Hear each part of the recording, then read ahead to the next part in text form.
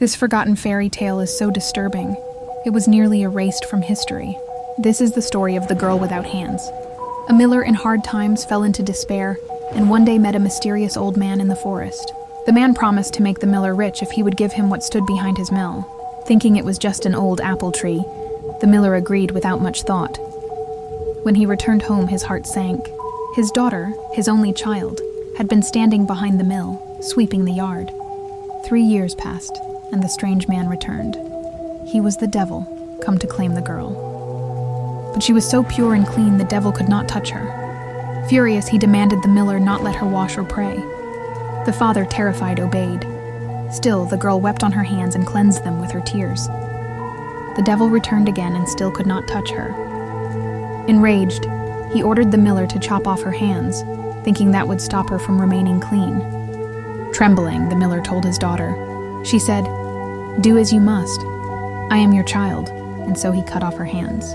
The devil returned once more, but even now she had washed her stumps with tears and remained too pure to touch. The devil, defeated, vanished for good. The miller, guilt-ridden, offered his daughter great riches, but she refused. "I will go out into the world. God will take care of me." And with her severed arms bound, she set off into the forest. She wandered for days until she came to a royal garden surrounded by a moat. Starving, she knelt beside the water and prayed. An angel came and built a bridge across the moat. Inside the garden, she found pear trees. One bent its branch low to feed her. The royal gardener noticed and told the king. That night, the king hid and saw the maiden, touched by her suffering and purity. He took her in, had silver hands made for her, and soon after, married her. In time, the girl bore the king a son. While the king was at war, she sent a letter with the news. But the devil intercepted the message and rewrote it to say the queen had given birth to a changeling. The queen, however, cared for the child with love.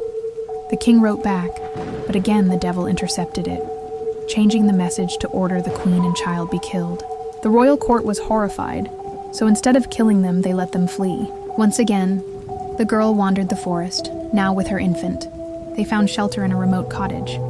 There, an angel watched over them. After 7 years, her hands miraculously grew back. Eventually, the king returned and searched for his wife and son. He wandered far, heartbroken, until one day he came upon the cottage. There he found her real hands restored and the child grown.